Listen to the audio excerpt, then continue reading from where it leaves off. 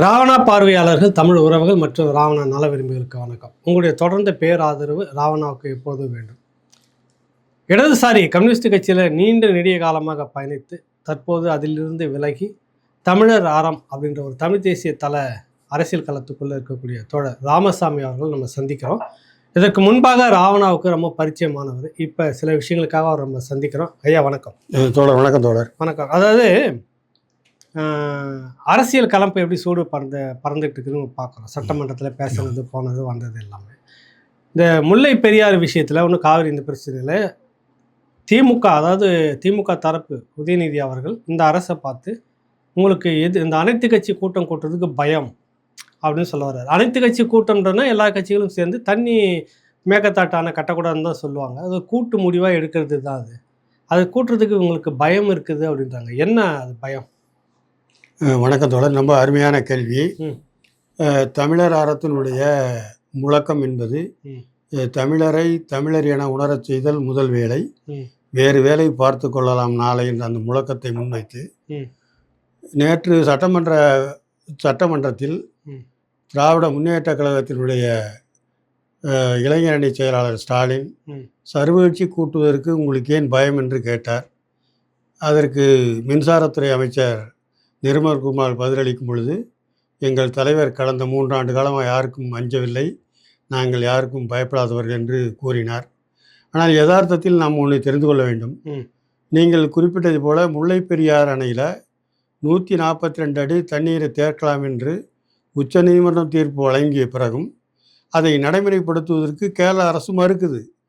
அப்போ கருணாநிதி முதலமைச்சராக இருக்கிற பொழுது உச்சநீதிமன்ற தீர்ப்பை நடைமுறைப்படுத்துவதை வலியுறுத்தி போராட்டம் அறிவித்தார். அந்த போராட்டத்தை நடத்தக்கூடாது என்று பிரணாப் முகர்ஜி மிரட்டியவுடன் போராட்டத்தை பொதுக்கூட்டமாக மாற்றினார் இந்த 2ஆம் செய்த கருணாநிதி. பொதுக்கூட்டத்தையும் சிதம்பரம் வந்து சொன்ன பிறகு அந்த பொதுக்கூட்டத்தையும் ஒத்தி வைத்தார். அதாவது திமுக காங்கிரஸோட கூட்டணி இருந்ததுனால இவருடைய துணிச்சல் இவ்வளவுதான். நான் இன்னொன்றை இந்த இடத்தில் நான் திமுகவுடைய துணிச்சலை சொல்றேன். ஆமா, திமுக என்றால் தொடநடிக்கைகள் தான். துணிச்சல் என்றால் துணிச்சலுக்கு ஒரு வரைவிலக்கணம் இருக்கு. தனக்கு மேல இருக்கிற ஒன்றிய அரசுல தமிழ்நாட்டினுடைய கோரிக்கையை வென்றெடுப்பது, மக்களுக்கு சேவை செய்வது, எதை செய்திருக்கிறீங்க? 30 ஆண்டு காலமா தமிழ்நாட்டில் நீங்க பணியாற்றி இருக்கிறீங்களா? மீனவர்கள் சுட்டுக்கொள்ள தடுத்து நிறுத்தப்பட்டிருக்கிறதா? ஈழத்தமிழருடைய பொது வாக்கெடுப்புக்கு முன்முயற்சி எடுப்பேன் என்று சொன்னீர்கள், அதை செய்தீர்களா? நீங்கள் எதை செய்தீர்கள்? திராவிட முன்னேற்ற கழகம் மக்களை ஏமாற்றி ஒரு மோசடியான ஒரு அரசியலை பண்ணி ஏமாத்திட்டாங்க. எப்படி ஏமாத்தினாங்க? சொல்வது ஒன்று, செய்வது ஒன்று. 2 உதாரணம் சொல்கிறேன். நாங்கள் ஆட்சிக்கு வந்தால் 2 ஏக்கர் நிலம் கொடுப்போம் என்றார்கள். கொடுத்தார்களா? கொடுக்கவில்லை. இல்லை. அதே மாதிரி இந்த ஆண்டு நாங்கள் ஆட்சிக்கு வந்தால் நெல்லுக்கு 3500 கரும்புக்கு 4500 கொடுப்போம் என்று சொன்னார்களே, செய்தார்களா? ஊழல். எனக்கு எல்லாத்தையும் விட ஸ்டாலின் அயோக்கியத்தனத்தினுடைய உச்சம். நாங்கள் பார்த்து பார்த்து இந்த தமிழ்நாட்டை வளர்த்தோம், சீரழிய விட மாட்டோம் என்று கூறுகிறீரே ஸ்டாலினே, நீ பார்த்து பார்த்து வளர்த்தது ஊழல் தான்.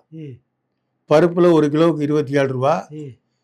மழைநீர் சேகரிப்பு தொட்டி கட்டுவதில் ஒரு தொட்டிக்கு 18 லட்சம் ரூபா ஊழல். அதே மாதிரி கழிப்பறை தூய்மை செய்வதற்கு பல ஆயிரம் பல கோடி ஊழல். ஒரு கழிப்பறையே 300 ரூபாய், 350 ரூபா, 350 ரூபா. அது ஆமா, 350 ரூபா. அது கவுச்சர் வச்சு அதுல பல கோடி ஊழல். அதாவது உலகத்திலேயே இந்த ஒரு குறைந்தபட்ச வரவு செலவுல அதிகபட்சமாக கொள்ளையடித்த ஒரு ஆட்சி என்றால் அது ஸ்டாலின் ஆட்சி தான். உலகத்திலே நீங்க வேற எங்கேயும் பார்க்க முடியாது. உலகத்திலே பார்க்க முடியாது. இவர்கள் பட்ஜெட் போட்டது 5 ஆண்டு காலமா 17 லட்சம் தான். ஆனால் இவர்கள் பொருள் ஈட்டியது 20 லட்சம். 20 லட்சம் கொள்ளையடித்து ஸ்டாலின் குடும்பத்துக்கு மட்டும் 12 லட்சம் ரூபா, 12 லட்சம் கோடி போயிருக்கு. அப்ப தமிழ்நாட்டுல நீங்கள் 5 ஆண்டுகள் அடித்த கொள்ளை எவ்வளவு? இன்றைக்கு 90வது நாள்ல நாம் இந்த விவாதம் நடத்தி கொண்டிருக்கிறோம். இந்த 90 நாள்ல இப்ப அவங்க ஆட்சியில இருந்திருந்தா இன்னைக்கு 50,000 கோடி ரூபாய் அந்த குடும்பத்துக்கு போய் சேர்ந்திருக்கும். அது தடுத்து நிறுத்தப்பட்டிருக்கு. இந்த 3 மாதத்துல 3 மாசத்துல 50,000 கோடி ரூபாய் போயிருக்கும். திமுக ஸ்டாலினுக்கு போயிருக்கும். அதனாலதான் அவங்க அடிச்சுக்கிட்டு கிடக்குறாங்க. ஆகவே தமிழ்நாட்டு மக்கள் இப்ப விழிப்புணர்வு அடைந்திருக்கிறார்கள். இந்த விழிப்புணர்வு முற்றிலும் திராவிட முன்னேற்ற கழகத்தை, திராவிட இயக்கத்தை தமிழ்நாட்டிலிருந்து துடைத்தெறிய வேண்டும். திராவிடம் ஆரியம் தமிழுக்கு பகை என்ற அந்த புரிதலோடும் ம். ஆரியத்தோடும் கேடானது திராவிடம், ம். தமிழ் வளர்ச்சிக்கு, தமிழர் வளர்ச்சிக்கு, ம். தமிழ்நாட்டின் பெருமைக்கு, சிறப்புக்கு கேடுகள் விளைவிப்பு தான் திராவிடம். ம். திராவிட மாடல்ங்கிற என்ன திராவிட மாடல்? ம். திராவிட மாடல் தான் ஊழலா? திராவிட மாடல் என்றது லஞ்ச லாவணி வாங்குவதா? ம். இதுவா திராவிட மாடல்? ம். தமிழர் மாடல் என்று சொல்வதற்கு உனக்கு என்ன தயக்கம்? ம். ஆக நீங்கள் தமிழர்களுக்கு நன்றி கடன் பட்டவர்களாக இருக்க வேண்டிய நேரத்தில் தமிழர்களுக்கு நீங்கள் செய்த துரோகத்திற்கு நீங்கள் அனுபவிக்க வேண்டும். மக்கள் இவர்களை ஓட ஓட விரட்டி அடிக்க வேண்டும். ம். நாம் இல்ல இப்ப இதுல பிரச்சனை என்னன்னா, ஒரு ஒரு ஒரு பொது பிரச்சனை ம். தோழர். இது அனைத்து கட்சி கூட்டம். அது கூட்டத்துக்கு உங்களுக்கு தயக்கமா இருக்கு, பயப்படுறீங்க நீங்க. ஆமாம், இதுல கேட்கறதுல என்ன நியாயமா தானே இருக்குது. இது ஒரு நியாயம் இல்லையே. ம். இப்போ அனைத்து கட்சி கூட்டம் இதில் ஒரு இது நல்லா தெரிஞ்சுங்க. ம். காவிரி நீர் தொடர்பாக ம். கர்நாடக அரசோடு பேசுவதோ ம். இதெல்லாம் முடிஞ்சு போச்சு. 26 முறை ஏற்கனவே பேசி அது முடிஞ்சு போச்சு. ம். நீதிமன்றத்துக்கு அது போயாச்சு. ம். நீதிமன்றத்துக்கு போன பிறகு மீண்டும் பேசுவது என்பது அந்த பிரச்சனையை நீர்த்து போக வைக்க தான் உதவும். ம். அப்போ மேகதாட்டு அணை கட்டுவதற்கு ம். தமிழ்நாடு சட்டமன்றத்தில் ம். தாவேக அரசு தீர்மானம் கொண்டு வருது. ம். தீர்மானத்தில் திருத்தம் கொடுக்குறாரு. ரெண்டுமே அது பிழையானது. ம். நடுவர் மன்ற அமைச்சரால ம். அது நமக்கு பின்னடைவு ஏற்படுத்தும். ம். இப்போ அதுதான் நம்ம காவிரி நீர் பிரச்சனையில் பார்த்தோமே. ம். அப்போ ஒரு பின்னடைவு ஏற்படுத்தக்கூடிய ஒரு செயலில் ம். ஆளுங்கட்சியும் எதிர்க்கட்சியும் தமிழர்களுக்கு துரோகம் செய்யுது. ம். அப்போ காவிரி நீர் பிரச்சனையில் உண்மைத்தன்மை புரியாமல் ம். மக்களுக்கு ரெண்டாம் செய்ய முற்படுகிறார்கள். ம். இந்த விவரத்தை நீங்கள் இப்படி தான் பார்க்கணும். ம். இப்போ கர்நாடக அரசில் எப்படி ஒற்றுமையாக இருக்காங்க? இப்போ நேற்று உதயநிதி பேசுகிறப்படியும் சொல்கிறாரு, ம். அங்கே 5 முதலமைச்சர்கள் அந்த கூட்டத்தில் கலந்துக்கிட்டாங்க அப்படின்னு. ஏன் நீ நீங்கள் இப்போ நீங்கள் 3 முதலமைச்சர்கள் இருக்காங்க. ம். எடப்பாடி பழனிசாமி இருக்காரு, 4 பேர் இருக்கிறாங்க. இவர் துணை ஆமா 4 பேர் இருக்காங்க. ஓ பன்னீர்செல்வம் 4 பேர் இருக்கீங்க. 4 பேரும் ஒரே இடத்துல இருந்தீங்கன்னா 5 வானே. உங்களுக்கு அந்த ஒற்றுமை இன ஓர்மை இல்லை. ம். இந்த இன ஓர்மையை தமிழர் ஒற்றுமையை சீர்குலைப்பதே திராவிட முன்னேற்ற கழகம் தான். ம். எப்படி சொல்றீங்க? அது மேல ஏன் குறை சொல்லணும்?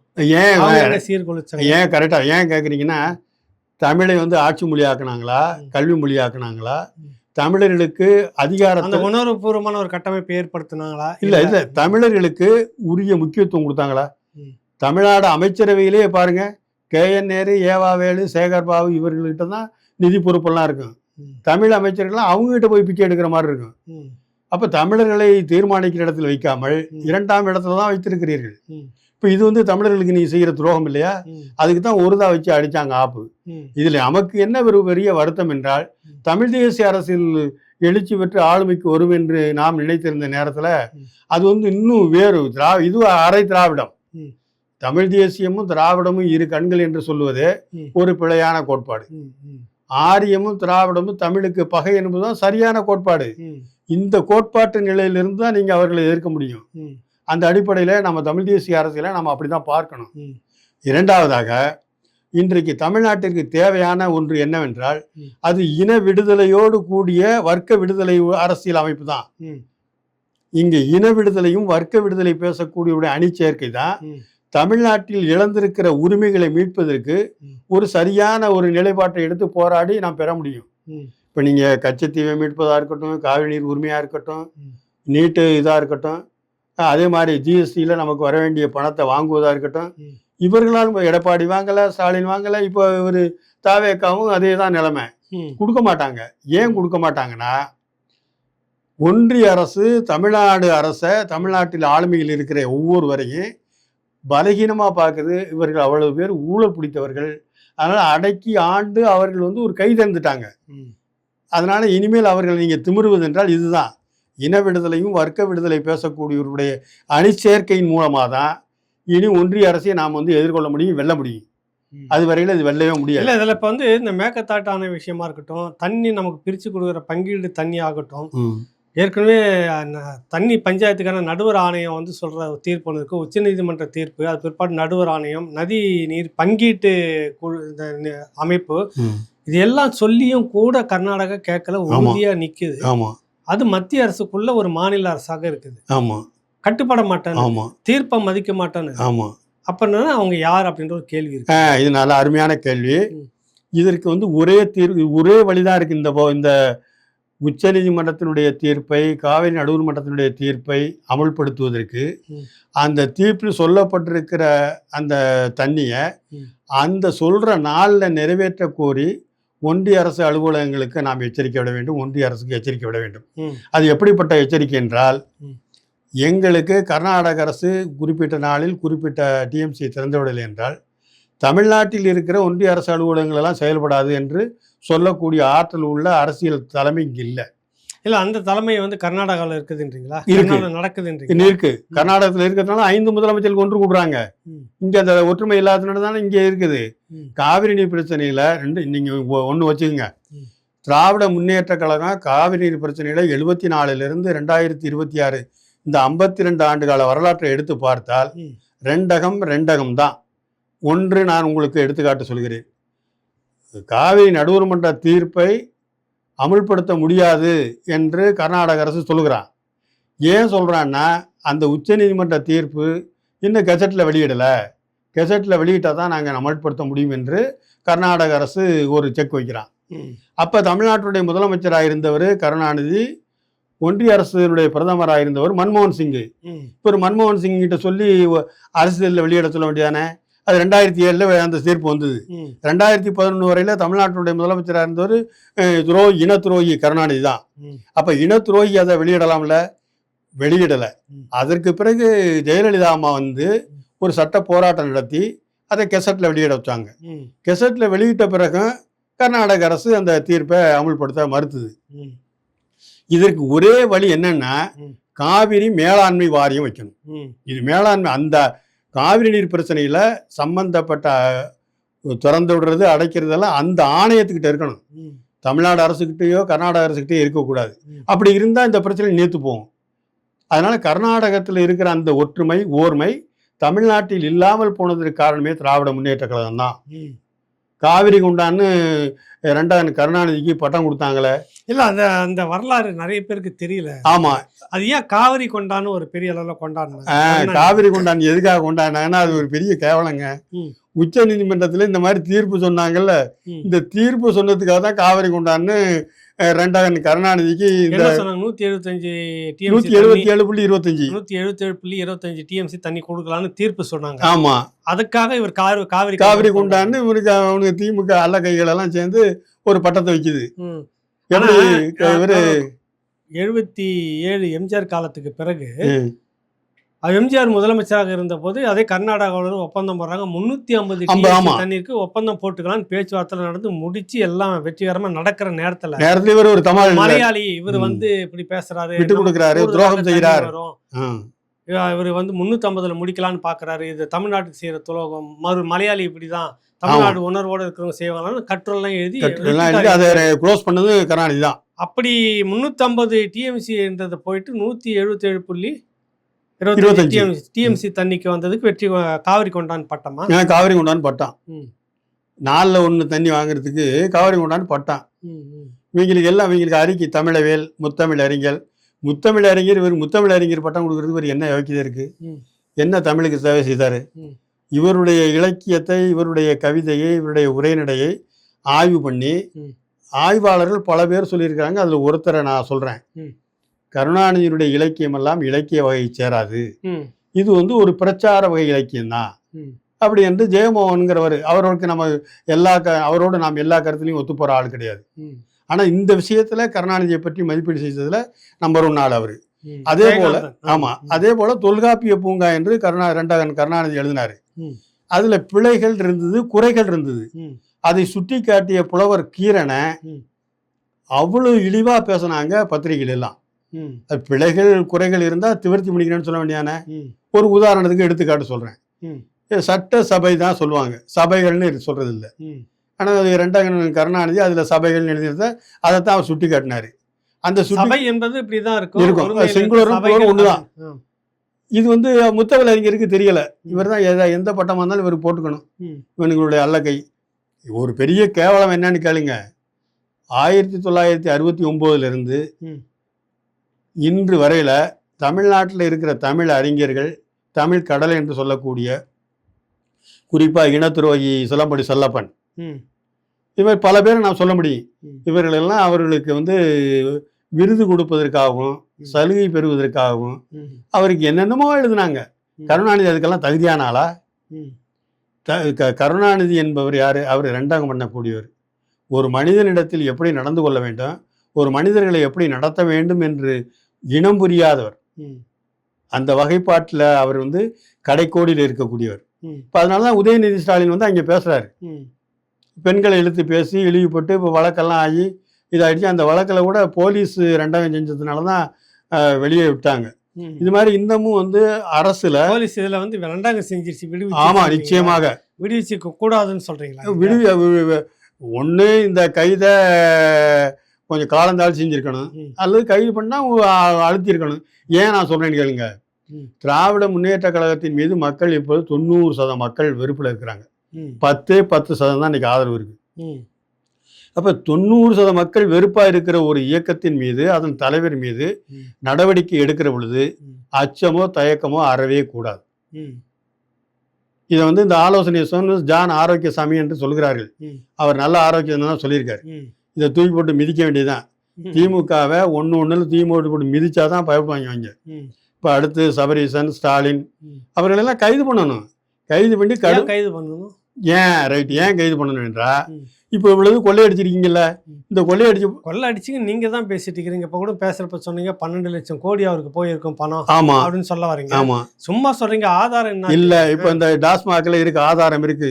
ம். ஆதாரம் இல்லாமல் நாங்க பேசல, ம். ஆதாரம் இருக்கு. ம். அந்த ஆதாரத்தை நீங்க எடுத்தீங்கன்னா இனிமேல் புதிய ஆதாரம் சேர்க்க வேண்டியதில்லை. இருக்கிற ஆதாரம் இருக்கிறத போதும். எடுத்தா போதும் ஆமா. இல்லைங்களா? நீங்க ஒருத்தர் 1 லட்சம் கோடி செலவு கொள்ளையடித்தார் என்பதெல்லாம் பிரச்சனை இல்லை. ம். ஒரு 1000 கொள்ளையடிச்சா போதும். ம். இந்த அரசாங்கம் நீங்க ஒருவரை அரெஸ்ட் பண்ண, ஒருத்தரை கைது பண்ணுவதற்கு ஒரு பென்சில் வாங்கின வவுச்சர் போதும் தோழர். ம். ஒரு பென்சில் வாங்கின வவுச்சர் போதும். ம். இப்போ இவ்வளவு கோடி கொள்ளையடிச்சிருக்கிறார்கள். இப்போ தாவேக அரசுக்கு ஒரு வேண்டுகோள் இதன் மூலமா என்ன சொல்றேன்னா, ம். நீங்க லஞ்சம் பெறுவதை, ஊழல் செய்வதை தடுக்க வேண்டும் என்று ஆர்வம் மிகுதி இருக்கு. மக்கள் வரி பணத்தை தொட விட மாட்டேன், தொட்டால் விட மாட்டேன், தொட்டவர்களையும் விட மாட்டேன்னு சொல்றீங்க. இந்த வீரவசனம் இது எப்ப நடைமுறைப்படுத்தப்படும் என்றால், ம். இது வந்து ஒரு பொருள் முதல்வாத கண்ணோட்டத்தோட நீங்க பாருங்க. ம். இப்படி இந்த வசனம் வந்து லஞ்ச ஊழலில் ஈடுபட்டவர்களை நான் விடமாட்டேன் என்று சொல்வது, ம். ஏற்கனவே லஞ்ச ஊழலில் ஈடுபட்டவர்கள் மீது இருக்கிற ஆதாரத்தை வைத்து ம். தண்டித்தால் மட்டும்தான் அது வெற்றி பெறும். ம். தண்டிக்கலைன்னா அது வெற்றி பெறாது, ம். அதுல முன்னேற்றம் வராது. ம். அப்ப இன்னைக்கு KN நேரு, ஐ பெரியசாமி, ம். DR பாலு, MRK பன்னீர்செல்வம், ம். சேகர் பாபு, ம். இது போன்ற ஆட்களை நீங்க நடவடிக்கை எடுங்க. ஒரு அரசு என்பது ம். இவர்கள் மீது நடவடிக்கை எடுப்பது மிக மிக எளிதானது. ம். ஏன்னா அரசுக்கு அவ்வளவு பலம் இருக்கு. ம். இந்த பலத்தை வச்சு ம். நீங்க அந்த நடவடிக்கையை அவங்ககிட்ட அந்த ஒர்க்கை கொடுத்துட்டு ஒருத்தர் சூப்பர்வைசரை விட்டீங்கன்னா பிடிச்சி உள்ளு போடுறாங்க. ம். நீங்க ப்ராக்ரஸ் பண்ணுங்க. இந்த அரசு என்ன நினைக்குது என்றால், ம். ஊழலையும் லஞ்சத்தையும் மட்டுப்படுத்தினாலே போதும் என்று நினைக்கிறீர்கள். அது தவறு. அது மட்டும் பத்தாது. மக்களுடைய முன்னேற்றத்தை, அரசனுடைய முன்னேற்றத்தை, வருவாயை பெருக்குவதில், ம். மற்ற விஷயங்களில் நீங்கள் கவனம் செலுத்தி, ம். அப்பதான் இந்த அரசுக்கு நல்ல பேர் வரும். ம். அதுவரையில் அந்த நல்ல பேர் வராது. நீங்க வந்து இப்போ ஸ்டாலினே கைது பண்ணணும், ஸ்டாலினை கைது பண்ணி உள்ளுக்கு போடணும். ம். ஏன்னா இவங்கெல்லாம் அவ்வளோ அயோக்கியத்தனம் பண்ணியிருக்காங்க. ம். திராவிட மாடலுங்க வேண்டியது, ஏகத்தலமாக பேச வேண்டியது, ம். அவனுடைய பாடி லாங்குவேஜ் எல்லாம் பார்த்தா எனக்கெல்லாம் எரிஞ்சுக்கிட்டு வரும். என்ன ஒன்றும் பெரிய சாதிச்சு கிழிச்ச மாதிரி பார்த்து பார்த்து வளர்த்தங்கிறிய. தமிழ்நாட்டின் சிற்பி கருணாநிதியா? ம். தமிழ்நாடு பற்றி நீ தான் சிற்பியா? நீ சீரழிஞ்ச போயிடுவோம் நீங்கள்லாம். தமிழ்நாட்டை அது தமிழ்நாடு அதுவாக தன் எழுச்சியில் வர்ற அந்த வளர்ச்சியில் வந்தது. ம்.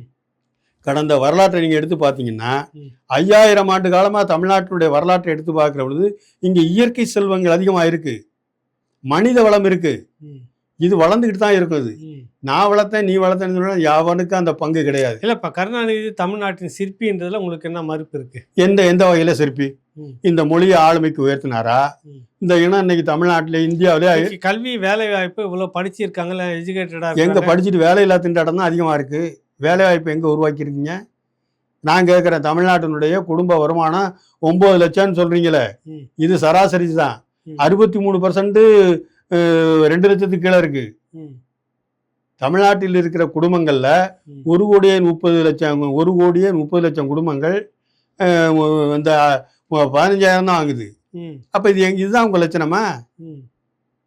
அப்போ நீ ஏமாத்துற வேலை தான் இது. இயல்பாக வளர்கிற வளர்ச்சி. ஸ்டாலினுக்கு நான் ஒன்று சொல்கிறேங்க, ஒரு உளவியலா, கொள்ளையடித்த பணத்தை எப்படி முதலீடு செய்வது என்ற கருத்து அங்கே போகுமா, மக்களுடைய நலனை மேம்படுத்தி இதில் வருமா? எப்படி வரும்? கொள்ளையடித்த பணத்தை பாதுகாக்கிறதுலாம் ஒரு சிந்தனை இருக்கும். இன்னமும் வருஷம் தமிழ்நாட்டில் வந்து இப்போ சென்னை தலைநகரத்தில் மழை பெஞ்சா நீர் மேலாண்மை வடிகால் வாரியம்லாம் எங்கே பண்ணியிருக்கீங்க? 15 சென்டிமீட்டர் மழை பெஞ்சாலே இதாகிடுதா? ஆக நீங்கள் வந்து நிர்வாக சீர்கேடு, ஒரு திறமை இல்லாத ஆட்சி என்பதற்கு ஸ்டாலினுடைய ஆட்சி தான் உதாரணம். இது வரும், பின்னாடி வரும், நீங்கள் பாருங்கள். இதை வந்து ஆய்வு பண்ணுவாங்க. இதில் நடந்திருக்கிற ஊழல்கள் இவர் அரசு பண்ணியிருக்கிறது, இதையெல்லாம் பண்ணியிருந்தா இந்த தமிழ்நாடு எங்கே போயிருக்கும்? நோபல் பரிசு பெற்ற அமர்த்தியாசன் சொல்கிறது போல உலகத்திலேயே ஒரு வல்லரசு நாடாக தமிழ்நாடு மாறி வந்திருக்கும். அதுதான் உண்மை. நீங்கள் தான் கொள்ளையடிச்சது பூரா வந்து மந்திரி கிட்ட இருக்க. இந்த மந்திரி இவங்கெல்லாம் இன்னொன்று கேட்குறான். உதயநிதி ஸ்டாலின் வந்து சட்டமன்றத்தில் பேசுகிறாரு, இந்த தாவேகா மந்திரிகளுடைய எல்லாரையும் பேசுகிறாரு, நீ அதை பண்ண இதை பண்ணன்னு. இதை பேசுறதுக்கு உனக்கு யோக்கியதை இருக்கா? திமுகவை கேட்குறேன், உதயநிதியை கேட்குறேன். உன் தாத்தா திருட்டில் ஏறி வந்தாலும் உன் கட்சியில் இருக்க எல்லாரையும் பாருங்க. சேகர் பாபுடைய வரலாறு எடு, ஏவா வேலு வரலாறு எடு, KN நேரு வரலாறு எடு. நீங்கெல்லாம் என்ன எங்கே எப்படி இருந்தீங்க? அவங்கெல்லாம் பரம்பரை பணக்காரர்கள், பரம்பரை எல்லாம் கிடையாது. அவங்கெல்லாம் பரதேசிகள். அவங்கெல்லாம் வந்து நம்ம ஏன் தகுதிக்கு நான் சொல்லக்கூடாது. அவங்கெல்லாம் நாலாந்திர மக்கள். அவங்கெல்லாம் நாலாந்திர மக்கள். அவங்கெல்லாம் அவங்க வந்து இவங்களை பார்த்து பேசுகிறாங்க. இந்த மாதிரி பேசுகிற பேச்சே வந்து அறிவியலுக்கு எதிரானது.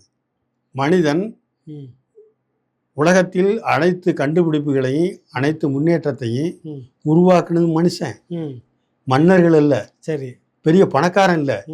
இந்த அறிவியல் புரியாம முந்தா நாள் நீ வந்து பொறுக்கி தின்னுட்டு நேற்று பொறுக்கி தின்னவனை பொறுக்கின்னு பேசுனா உன் யோக்கியதை என்ன இருக்கும்? பேசலாமா? இதெல்லாம் பேசக்கூடாது. உதயநிதி சொல்றீங்க நீங்க? உதயநிதியை சொல்றேனா? உதயநிதியை பேசுறதுக்கு என்ன யோக்கியதை இருக்கு? இந்த மந்திரிகளை தாவேகா தமிழக வெற்றி கழக அமைச்சர்களை பார்த்து இப்படிப்பட்டவர்கள் என்று பேசுவதற்கு எந்த தகுதியும் அவனுக்கு கிடையாது. நீ யாரு? முதல்ல நீ யோகியானா தான் முதல்ல பேசணும். உதயநிதி கேட்குறீங்க? ஆமா, உதயநிதி இல்லை. அரசியல் கட்சி அப்படின்னா ஆளுங்கட்சி மேல ஒரு விமர்சனத்தை வந்து வைப்பாங்க. ஆரோக்கியமா வைங்க, ஆனா நாகரிகமா வைங்க. நீங்க தேர்தல் வாக்குறுதியில் என்னென்ன கொடுத்தீங்க, இதையெல்லாம் நீங்க நிறைவேற்றலை. இதை நிறைவேற்றுறதுக்கு வழிவகை உண்டா? இதை சொல்லுங்க. நாங்கள் ஆட்சியில் இருக்கிறவங்க என்னென்ன பண்ணோம் அப்படின்னு சொல்லுங்க. அது அரசியல் விவாதம் அப்படி இருக்கணுமே. நீங்க திமுகவை என்ன பண்ணுவாங்கன்னா, ஒரு கேள்வி கேட்டீங்கன்னா அந்த கேள்விக்குரிய பதில் சொல்ல மாட்டாங்க. நாங்கள் அப்படி பண்ணோம்பாங்க. கருணாநிதியுடைய பாஸ் அது.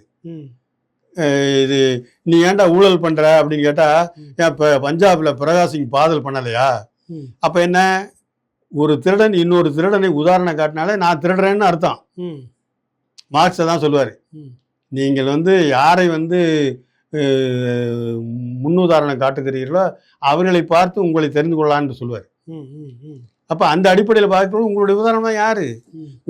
ஒட்டு மொத்தம் ஒரு இதை புரிஞ்சுங்க தோழர்.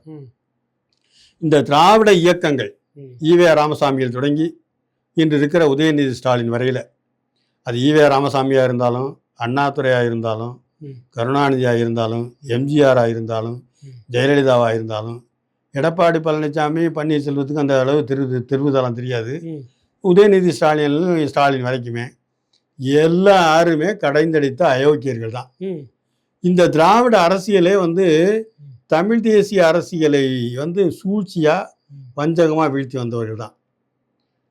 ஈவே ராமசாமிக்கு தமிழ் மொழியை பற்றி என்ன தெரியும்?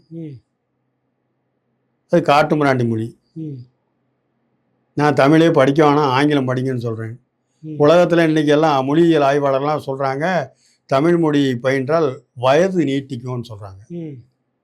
இப்படிப்பட்ட வளமான ஒரு மொழியை இன்னைக்கு மொழியியல் துறையிலேருந்து பல கண்டுபிடிப்புகள் வந்துக்கிட்டு இருக்கு. ஈவே ராமசாமி அப்படி. அண்ணாதுரை அவருக்கு பேர் அறிஞர் அண்ணான்னு பேர். அவர் 1968 போட்ட ஒரு அரசாணையில் தமிழ் என்ற சொல்லே இல்லாமல் பயிற்று மொழி சம்பந்தமாக ஒரு அரசாணை வெளியிடுறாரு. அவர் அறிஞர் அண்ணா. இதுக்கு முந்தைய 2 உதாரணம் இருக்குன்னு நான் சொல்கிறேன், கேளுங்க. நீங்கள் வந்து பிரான்ஸ் நாட்டில் 1800 நெப்போலியன் ஆட்சிக்கு வர்ற வரையில் அங்கே வந்து ஆங்கிலம் தான் ஆட்சி மொழி. நெப்போலியன் ஆட்சிக்கு வந்த உடனே இன்று முதல் ஆங்கிலம் தடை செய்யப்பட்டு பிரெஞ்சு மொழி ஆட்சிக்கு வருகிறது என்று அவர் சொல்றார். துருக்கியிலையும் அதே தான் நிலைமை. இப்படிப்பட்ட முன்னுதாரணங்கள் இருந்து இந்த அறிஞர் அந்த வரலாறை படிச்சிருந்தானே இவர் பேர் அறிஞர். அப்ப அண்ணாதுரை அந்த கேடை செஞ்சாரு. அதனுடைய விளைவாக தான் இன்னைக்கு வந்து எல்கேஜி யூகேஜி வரையில் ஆங்கிலத்தில் பயிற்று மொழியா இன்னைக்கு நம்ம படிச்சுக்கிட்டு இருக்கோம். இன்னைக்கு தமிழர்கள் வந்து அரசு பள்ளியில் இப்போ எனக்கு ஒரு கேள்வி உங்ககிட்ட பேசிட்டே வந்ததில் தெரியுது என்னன்னா, நீங்கள் ஒரு இடதுசாரியில் ஒரு கம்யூனிஸ்ட் இயக்கத்தில் இப்போ இருக்கக்கூடிய தலைவர்களோட நிறைய நீண்ட நெடுகாலம் பயணிச்ச ஒரு தோழர் நீங்கள். ஆமாம். திமுக மேலே சொல்கிறது எல்லாமே ஒரு காழ்ப்புணர்ச்சி அரசியலாகவே வெறுப்பு அரசியலாகவே உங்களுடைய பதிவெல்லாம் இருக்குதுங்களே? எப்படி? இல்லையே, எங்களுக்கு திமுகவுக்கு என்ன வெறுப்பு அரசியலே கிடையாது. திமுக மக்களுக்கு செய்த ரெண்டகங்களை துரோகங்களை அம்பலப்படுத்துகிறோம். ஏன்னா நீங்கள் மொழிக்கு செய்யலை, மொழியை தொற்றி தான் வந்தீங்க. இந்த மொழிக்கு என்ன பயிற்று மொழி ஆக்குனீங்களா, பாடமொழி ஆக்குனீங்களா, வழிபாட்டு மொழி ஆக்குனீங்களா, இல்லை நீதிமன்ற மொழியாக தான் ஆக்குனீங்களா? இந்த மொழியை சொல்லி சொல்லி இந்த மொழியை வந்து காயடிச்சது தான் திமுகவுடைய வேலை. அதிமுகவோட இதில் பரவாயில்லை. அப்போ தமிழ் மொழிக்கு நீங்கள் கொடுத்த முக்கியத்துவம் என்ன? தமிழ் மொழி அழியிற நிலையில் இருக்குங்க. நான் ஒரு உதாரணத்துக்கு சொல்கிறேங்க. சென்னை பல்கலைக்கழகத்தில் 500க்கு மேற்பட்ட பேராசிரியர்கள் பணியாற்றிய இடம் இன்னைக்கு 200 பேருக்குள்ளேயோ எவ்வளோதான் இருக்காங்க. அதே மாதிரி ஆசியா கண்டத்துக்குள்ளேயே சிறந்த பல்கலைக்கழகங்கள் ஒன்று சிங்கப்பூர் யூனிவர்சிட்டி. எப்படி அங்கே நான் உருவாக்குறாங்க? நீங்கள் அதே மாதிரி தமிழ் யூனிவர்சிட்டி உருவாக்கியிருக்கலாமே, நீ ஒரு பேர் வாங்கியிருக்கலாம்ல. இன்னைக்கு தமிழ்நாட்டில் தமிழ் யூனிவர்சிட்டி ஒரு 30,000 பேர் படிக்கிறாங்க, ஒரு 15,000 பேர் வேலை பார்க்குறாங்க அப்படின்னு சொல்லி முன்னுதாரணமாக காட்டலாம்ல. அது ஏதாவது பண்ணீங்களா? நீங்கள் தமிழ்நாட்டினுடைய சிறப்பை பெருமையை இந்திய நாடு அறிய உலக நாடு அறிய செய்வதற்கு நீங்கள் எடுத்துக்கொண்ட முயற்சி என்ன? செஞ்ச செயல் என்ன? நீ கிழிச்சேங்கிறிய என்ன கிழிச்ச? தமிழர்களை இழிவுபடுத்துவதும் அவமானப்படுத்துவதும் திராவிட இயக்கங்களுடைய வேலை. ஈழத்தில் 4 நாளில் துடிக்க துடிக்க கொன்று அழித்தார்கள். அன்றைக்கு கருணாநிதி மட்டும் ஆதரவை விலைக்கு கொண்டிருந்தால் போர் நிறுத்தம் நின்றிருக்கும், நமது தம்பிமார்கள் ஈழத்தை விடுதலை செய்திருப்பார்கள். இந்த துரோகத்தை தமிழ் தேசிய அமைப்பை சேர்ந்த ஒவ்வொரு தமிழரும் தமிழச்சியும் காங்கிரஸையும் திமுகவையும் மறக்கவும் மாட்டோம், மன்னிக்கவும் மாட்டோம். அப்போ கருணாநிதி செஞ்சது எல்லாமே தமிழ் மொழிக்கு, தமிழருக்கு, தமிழ்நாட்டிற்கு கேடுகளே மிகுதி. எப்படி நீ சேவை செஞ்ச சிற்பின்னு சொல்ல முடியும்? கேடுகள் செஞ்ச ஒருவனை சிற்பி என்று சொல்ல முடியுமா? சிற்பியினுடைய வேலை என்ன? கல்லை மரத்தை அழகான சிற்பமாக வடித்தெடுப்பது தான் சிற்பி. இந்த தமிழ் சமூகத்தை அப்படி நீ எடுத்தியா? இன்னைக்கு வந்து போராட்ட குணமே இல்லாமல் மழுங்கடிக்கப்பட்டதற்கு அடிப்படையான காரணம் திராவிட இயக்கங்கள். தமிழ்நாட்டு மக்கள் மத்தியில் இன்னைக்கு போராட்ட குணம் இல்லை. காவிரி நீர் பிரச்சனை உயிர் பிரச்சனைங்க. இந்த பிரச்சனையில தர மறுக்கிறாங்க. நான் பல முறை சொல்லிட்டேன், பல முறை நான் எல்லா போராட்டத்திலும் நான் கலந்துக்கிட்டாளுங்க. எழுச்சி பெற்று வர்றாங்களா? அந்த அளவுக்கு திராவிட இயக்கங்கள் ரெண்டும் பண்ணி வச்சிருக்கான். இந்த மக்கள் இதுல தான் நீங்க விமர்சனம் பண்றீங்கன்னு சொல்றீங்க. ஆமா. சரி, இப்ப அடுத்தது இன்னொரு விஷயம் வந்து என்னன்னா, இந்த தொகுதி மறுவரைவு அப்படின்னு டெலிமிட்டேஷன். ஆமா, அதுல என்ன சிக்கல்? அதாவது தோழர் ஒண்ணு புரிஞ்சுங்க தோழர். இப்ப அவங்க வந்து பாரதிய மத்தியில் ஆளக்கூடிய பாரதிய ஜனதா கட்சிக்கு ஒரு கோட்பாடு இருக்கு. ஒரே நாடு, ஒரே மொழி, ஒரே பண்பாடு என்ற அந்த கொள்கையை நடைமுறைப்படுத்துகிறார்கள். அதை நடைமுறைப்படுத்துவதற்கு இன்று பாராளுமன்றத்தில் 3/2 பங்கு பெரும்பான்மை இல்லை. இந்த 3/2 பங்கு பெரும்பான்மை பெறுவதற்கு இந்தி பேசக்கூடிய மாநில மக்கள் மத்தியில் பாராளுமன்ற உறுப்பினர் எண்ணிக்கை அதிகரிப்பதற்கும் இந்த தொகுதி மறுசீரமைப்பு சட்டத்தை கொண்டு வர்றாங்க. நாம் இப்பொழுது பேசிக்கொண்டிருக்க இந்த நேரம் வரையில இந்த தொகுதி மறுசீரமைப்பு சட்டத்தின் முன்வரைவு பற்றி இன்னும் எதிர்கட்சி தலைவருக்கு மற்ற கட்சிகளுக்கு கொடுக்கப்படலை. 18ஆம் தேதி 19ஆம் தேதி பாராளுமன்ற தாக்கல் பண்ண போறீங்க. இன்னும் இருப்பது 8 நாள் தான். அப்ப இதுக்குள்ள ஒரு ரகசியம் இருக்குல்ல. நாம இதுல என்ன சொல்றோம்னா, இந்த தொகுதி மறுசீரமைப்பு திட்டத்தை இப்பொழுது கைவிடுங்க. இது வந்து இந்த தேசிய இனம், அதாவது இந்த தென் மாநிலங்களுக்கு இது வந்து கேடுகளை உண்டாக்கும். தமிழ்நாடு, கேரளா, ஆந்திரா, கர்நாடகா சேர்த்து தான். ஆமா, இது இவங்களுக்குன்னு தனித்தனி மொழி இருக்கு, பண்பாடு இருக்கு. இது கேடுகளை உண்டாக்கும். அதனால இந்த தொகுதி மறுசீரமைப்பு ஏங்க இன்னைக்கே 543 பாராளுமன்றத்தில் உறுப்பினர் இருக்கிறாங்க. ம். எல்லாருமே பேசுறாங்க. ம். 5 ஆண்டுகள்ல ஒரு தொகுதியின் பாராளுமன்ற உறுப்பினர் 2 நாள் பேசியிருந்தா ஆச்சரியம். ம்.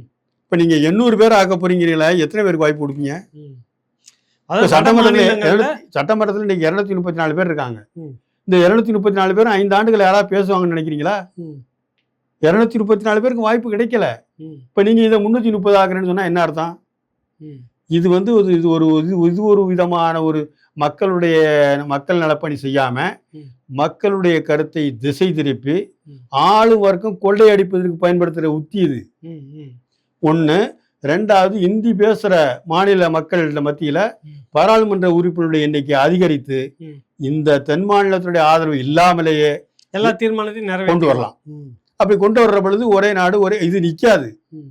பாரதிய ஜனதா கட்சியினுடைய திட்டம் 2-3 வெற்றி பெற்றிருக்கு. 370 ராமர் கோயில், இது அவ்வளோதான். ம். பாரதிய ஜனதா கட்சியினுடைய திட்டம் முறியடிக்கப்படும். ம். நம்ம என்ன சொல்றோம்னா, ம். இவர் தோழர் மணியரசன் நல்லா தெளிவாக சொல்றார். ம். தேசிய இனங்களின் கூட்டரசு அமையுங்கள். ம். இப்போதைக்கு அது சரி, இது ஒரு முன்னேற்றம். ம். இதுவே சரியில்லை. இது இன்றைக்கு இருக்கிற காலகட்டத்தில் இதுதான் சரி. ம். ஒரு தேசிய இனங்களுடைய கூட்டரசை அமைத்த பிறகு ம். நீங்கள் மற்ற இதை பார்த்துக்கலாம் அப்படிங்கிற. இந்தியா வந்து ஒரு சிறைக்கூடம், தேசிய இனங்களுடைய ம். சிறைக்கூடம் தான் இந்தியா. ம். இது தோழர் தமிழரசன் நல்லா தெளிவாக வரையறுத்து சொன்னார். ம். அதனால டீலிமிட்டேஷன் தேவையற்றது, ம். தேவையில்லாத விஷயம். தேவையில்லாத விஷயம். அது அதுக்கான எதிர்ப்பை மாநில அரசு தெரிவிக்கணும். தெரிவிக்கணும். நல்லதுங்க தோழர். நம்ம தொடர்ந்து அடுத்தடுத்து சந்திப்போம். சரி, நன்றி தோழர்.